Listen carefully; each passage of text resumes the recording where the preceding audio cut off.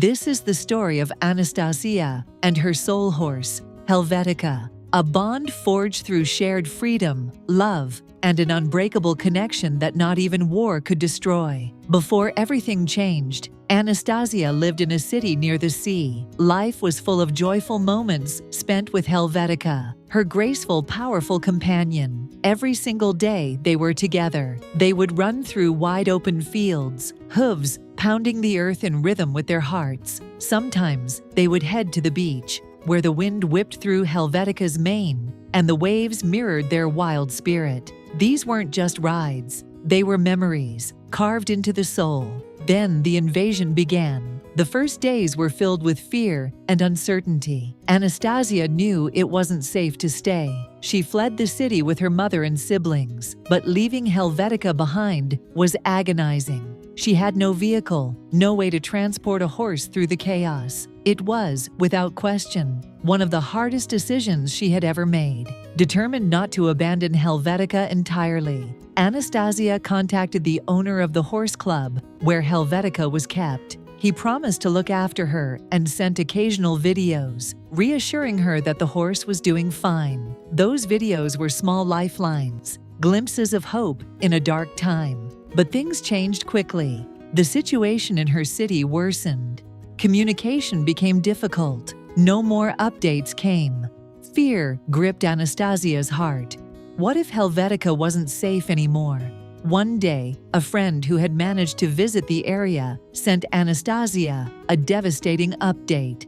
Helvetica was still alive, but she was in terrible condition, thin, weak, and clearly suffering.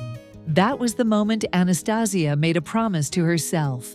No matter what it took, she would rescue her horse. She found a man willing to help, a stranger with a heart big enough to understand what this mission meant. There was no direct path from Ukraine to Poland.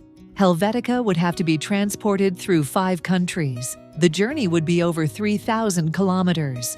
But none of that mattered. When Anastasiia was finally reunited with Helvetica, it was as if no time had passed. The moment their eyes met, it was clear.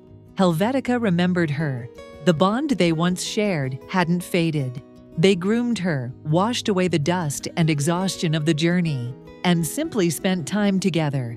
Every day, Helvetica looked a little brighter, stronger, happier.